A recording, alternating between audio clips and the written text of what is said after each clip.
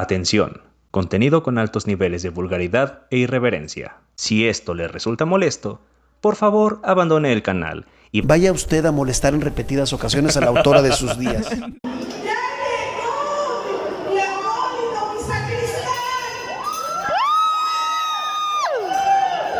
sacristán se está robando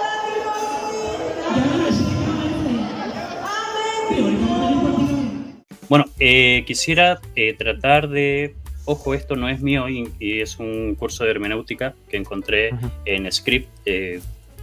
Tengo membresía para que después no digan que también yo robo cosas. Vamos al método histórico crítico. La introducción, hay que entender las bases filosóficas del método histórico crítico que se remontan a la Ilustración. En dicha época se inició un proceso de partida del supuesto que solo es aceptable lo racional. En este caso, hay que aprender a apartar de cierta manera la teología con el método histórico crítico. Bueno, aquí se aplica o se explica un poquito sobre la crítica a los fundamentos. Dice que ha prevalecido en el análisis de la subjetividad racionalista por sobre la objetividad del análisis del dato histórico. El énfasis ha sido el aspecto crítico. Y aquí es cuando es lo que explico. Se comenzó desde un principio a separar la escritura y palabra de Dios. O sea, en este caso, lo meramente humano y la voz de Dios. Por eso que cuando nosotros aplicamos lo que es, en este caso, la crítica, de manera histórica en un texto bíblico, tenemos que aprender a separar lo que es teológico y lo que sí es, de cierta manera, o sí podría ser histórica. En esta perspectiva, el crítico es el juez del texto. Comúnmente los cristianos están acostumbrados a que el único juez e intérprete de la Biblia es el Espíritu Santo. Y de ahí se hacen pajas mentales y terminan haciendo 400.000 sectas hasta el día de hoy. Y luego dice, se comenzó a buscar el canon dentro del canon. Es cuando se empieza a realmente investigar la Biblia fuera, digamos, de un hecho teológico solamente, sino como una escritura, como lo que es una compilación de diferentes escritos. Visto así, solo el intelecto del intérprete decide qué debe aceptarse como válido y qué debe rechazarse del texto. Bueno, aquí es un poquito fuerte en este sentido. Yo me iría a ciertas aplicaciones que se pueden usar, pero en sí, cuando nosotros hacemos una crítica al texto bíblico, tenemos que dar a entender ciertos criterios históricos que podemos entender como el criterio de verosimilitud, que es más conocido como el criterio de la vergüenza, y otros más que se pueden aplicar, pero hay que saber aplicarlo. No se puede aplicar a todo como lo intentó hacer Dante Urbina, porque Dante Urbina intentaba aplicar ese criterio de la vergüenza con los textos del Éxodo, cosa que es bastante errado, y es por eso mismo que se nota que no entiende qué es la metodología histórica. Bueno, aquí hablan un poquito que esta perspectiva se convierte en el concepto totalmente contrario a la visión evangélica sobre la revelación. Claramente es súper contrario a lo que es algo por revelación, por don del Espíritu Santo y todo lo demás, porque aquí se empieza a explicar directamente en cómo se hace esto, en cómo se investiga realmente. Bueno, aquí tenemos Wellhausen con la teoría documental, que ya hoy en día no se tiene prevista una sola, sino que está la suplementaria y la otra que son porciones. Fragmentaria, esa misma, muchas gracias. No hay una en su totalidad. Hemos hablado con Edu y con Ulpio sobre este tema, que es bastante interesante, algunas veces se ha tocado, pero bueno, todavía es de debate cuál posición resulta, pero obviamente en cuanto al Pentateuco, Moisés no escribió absolutamente nada de esto, fuera de que el hebreo ni siquiera existía en la época de Moisés, o sea que es un tema súper complicado. Oigan, yo quiero mencionar nomás algo rápido. Ulpio es otro historiador que hace mucho contenido en TikTok. Aquí en YouTube no he visto que lo inviten mucho, pero estaría bueno que luego lo invitáramos. Él estudió con Thomas Romer también, entonces es bastante interesante. Ahora sí, Nathan. Iba a hacer un pequeño paréntesis con respecto a la hipótesis documentaria para la audiencia, que es la idea de que, Moisés no escribió nada, el Pentateuco, sino que el Pentateuco es una compilación de diversas fuentes. Recomendaría, y creo que Dragonard me secundará aquí, las obras del profesor Richard Elliot Friedman. Para los mexicanos, el Teo González Pelón. Tiene una que se llama ¿Quién escribió la Biblia? Presenta una versión actualizada, digo, para la década del 90 de la hipótesis documentaria. Digo, ahí para quien tenga la posibilidad tenga un poquito más de trasfondo de esto. Pero en general me gustaría atajar algo que algunos apologetas que yo en lo personal me he encontrado suelen decir. Es que la hipótesis documentaria ya fue superada. Sí y no. A ver, fue superada en el sentido de que el esquema que propuso Wellhausen, de 4 fuentes, el loísta, sacerdotal, deuteronomista y la otra, la yavista, se quedó corto. Hay más de 4 fuentes, ese es el punto. El proceso editorial fue mucho más complejo. Solo en ese sentido se puede decir que ya fue superada. Porque en serio, me ha tocado ver apologetas que, a partir de esta idea, de que ya se superó, lo toman como un boleto para ya regresar automáticamente a la autoría mosaica. Ya se superó, entonces Moisés siempre sí lo escribió. No, el asunto es que Wellhausen se quedó corto. La idea que subyace, que es que el Pentateuco es un champurrado, una combinación de múltiples fuentes, permanece. Esa no se ha desechado, por sí. Se encuentran alguna apologeta que les quiera sacar eso, estén preparados. Ojo, yo puedo presumir que en la intro de mis videos sale Teo González. Vaya usted a molestar en repetidas ocasiones a la autora de sus días. Ahí sale conmigo, pero sí. A ver, Teo González. Ya necesito otra cámara, caray. Sí. Es Richard Elliot Friedman. Ahorita les dejo en el chat el título del libro, Who Wrote the Bible, quién escribió la Biblia. Insisto, es un libro de finales del siglo XX, la década del 90, no recuerdo ahora mismo el año. Obviamente ya llovió desde esa época, pero constituye un buen referente para tener una idea general de cómo fue este proceso de edición del Pentateuco. Aquí continuando más o menos lo que dijo Nathan con el rechazo de la autoría mosaica y lo que estuvimos hablando. O sea, se entiende desde la academia que Moisés no realizó el Pentateuco por muchos motivos. De partida, Moisés se entiende más como un personaje literario. No es que haya existido realmente. Digamos, fue necesario un héroe para que ocurra una nacionalidad, digamos, dentro de este pueblo. También fue necesario un Abraham para que, digamos, existiese una forma de entender como un nacimiento o algún punto de referencia para el nacimiento del pueblo hebreo. Pero como dice Thomas Romer en este librito, que es Monoteísmo y Poder, Muy bueno, digamos, muy bueno. fue mucho proceso, y también lo dice Filkenstein en su obra La Biblia Desenterrada. Yo creo que hablaron, porque ahí creo que observé que hablaron un poquito de eso.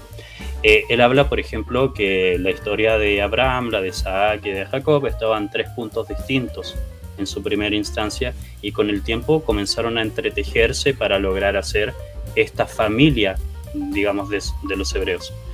Con el tiempo. Entonces es todo un tema que eran historias de incluso separadas que con el tiempo se fueron entretejiendo y fueron logrando hacer la historia del pueblo hebreo. Pero bueno, continuando con esto, la concepción en la tesis hegeliana de la evolución histórica logró marcar, digamos, este paso. En su pensamiento de la religión israelita no es fruto de la revelación, sino de un desarrollo histórico similar al de otras religiones antiguas. También Thomas Romer sostiene en este libro que lo que era el pueblo y las historias del pueblo de Israel en su antigüedad no eran tan diferentes a las de los otros pueblos que existían. Como ya lo mencionaron acá mis compañeros, el pueblo de Israel era politeísta y después era más monólatra, o sea, pasó al monolatrismo.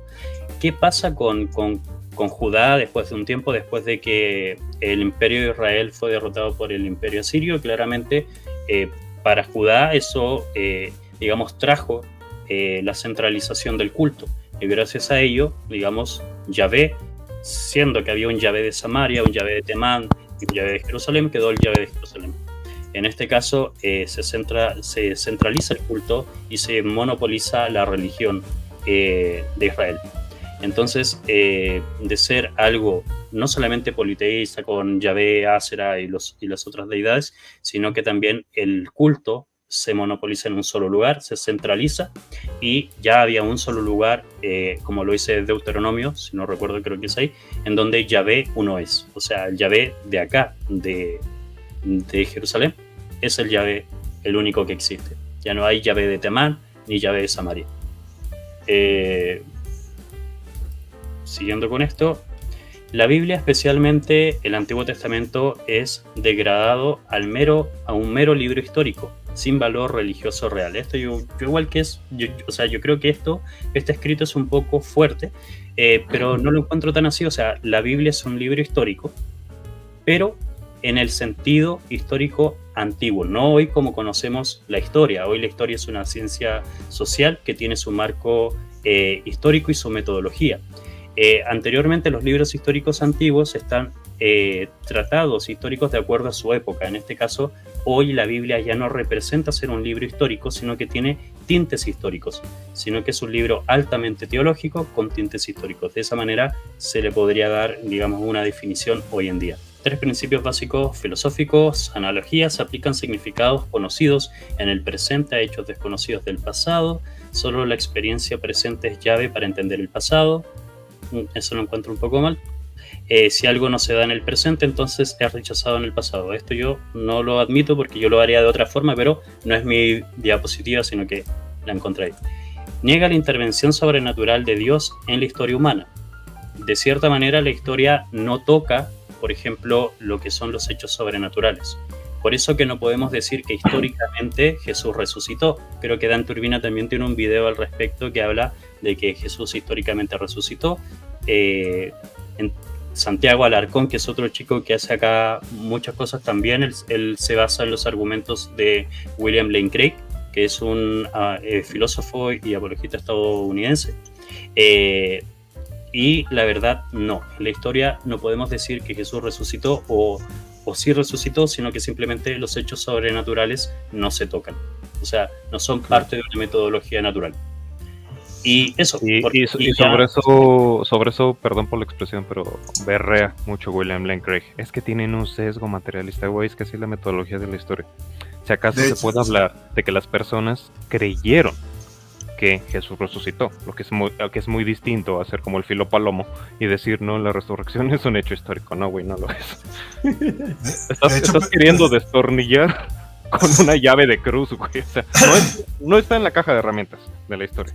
Esa cosa. De hecho, precisamente William Lane Craig se basa en un argumento que él llama minimal facts, ¿no?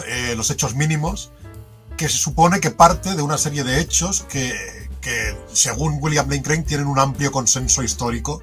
O sea, que la mayor parte de historiadores está de acuerdo. Nunca me ha quedado claro si incluye, creo que sí, él incluye lo de la tumba vacía, incluye, pues, sí, incluye. Bueno, sí, ¿no? Incluye que Jesús existió, que fue crucificado, o sea, condenado y crucificado, y después que se encontró la tumba vacía y que después había gente diciendo que resucitó. Y esos son los hechos mínimos que, según él, acepta, hay un amplio consenso académico y acepta la gran mayoría de historiadores.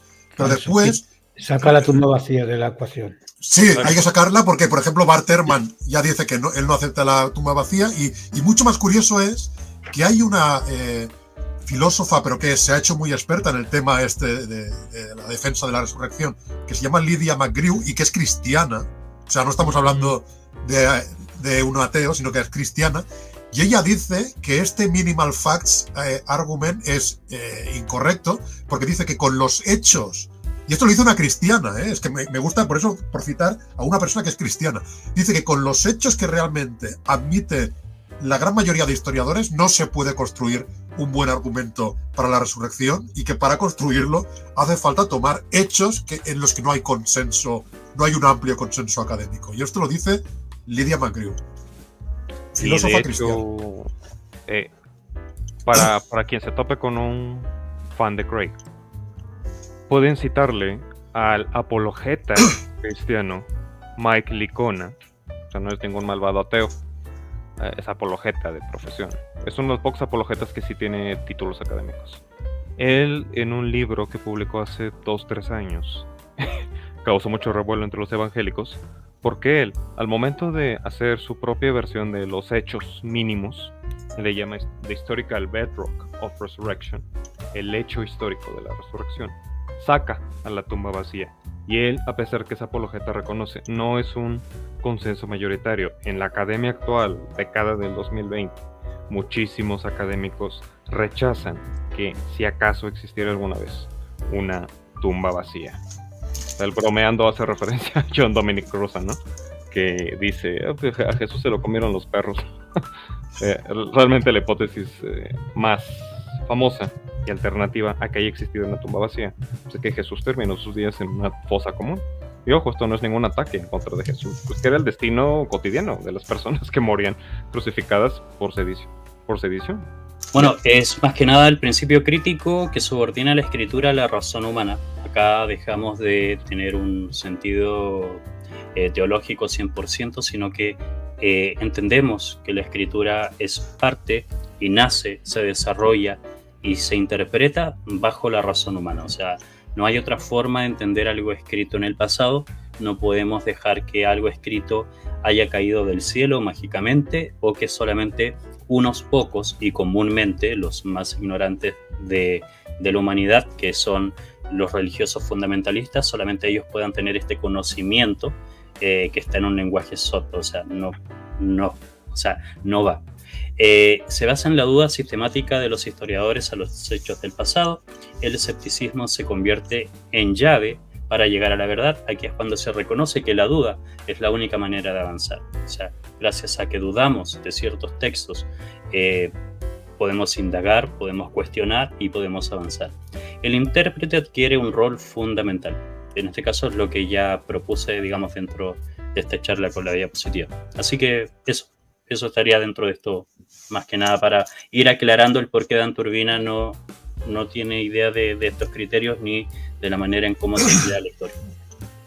De hecho, me gustaría citarle a Dan Turbina, bueno, si estuviera aquí, ¿no?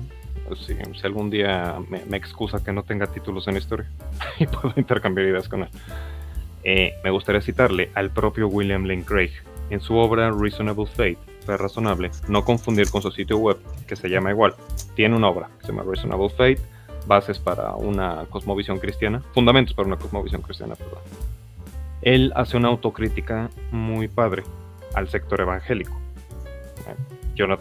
Al sector protestante en general, para incluir a un Jonathan Ramos, por ejemplo, que junto con Dan Turbina pretenden sostener la historicidad de Moisés y su autoría del Pentateuco. Craig señala que el sector protestante, muy en particular el evangélico, pero el protestante en general, se ha dado un balazo en el pie. Voy a parafrasear, no recuerdo el inglés exacto en el que está expresada su idea, voy a citar de memoria. Él señala que se han dado un balazo en el pie. ¿Por qué? Porque en lugar de abrirse a los conocimientos proporcionados por la academia contemporánea acerca del proceso de composición, edición de la Biblia, más bien se han encerrado, y aquí su frase, en el closet del fundamentalismo. En lugar de abrirse como condenados avestruces, meten la cabeza en la arena y en vez de ponerse a estudiar estos temas de ciencias bíblicas, lo rechazan. No, eso es del diablo, te va a hacer ateo, como decía Armandowski al inicio, y todo eso. Entonces se quedan aislados en una burbuja. El pedo es cuando alguno de los fieles, de los miembros de la Grey, de estas iglesias, se topa de repente con estos estudios y pues queda traumatizado, ¿no? Cuando no tendría que ser necesariamente así. El estudio de las ciencias bíblicas no te hace necesariamente ateo, con lo que sí es incompatible es con el fundamentalismo, eso sí. Entonces, pues, cristianos, si hay ahí en el auditorio, tomen a bien esta crítica, esta autocrítica que formula William Lane Craig. En uno de esos raros momentos de sobriedad intelectual que tiene, lo ha indicado muy apropiadamente. Si te gustó el contenido, suscríbete al canal, deja un buen me gusta y comparte con tus amigos. Esperamos leerte en la caja de comentarios y nos veremos en próximas emisiones. Hasta vernos de nuevo. What About les presenta Vivifícame, glorifícame, sálvanos con tu sangre. Tú eres el rey, un rey letal, un salvador, vengativo, aunque seas un poco cruel. solo un poco. Sabemos que muy pronto llegarás, ya quiero estar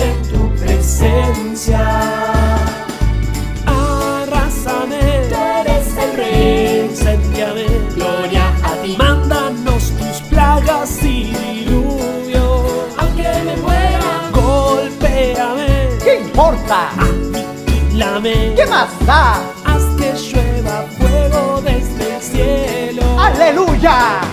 Sabemos que muy pronto llegarás. Ya quiero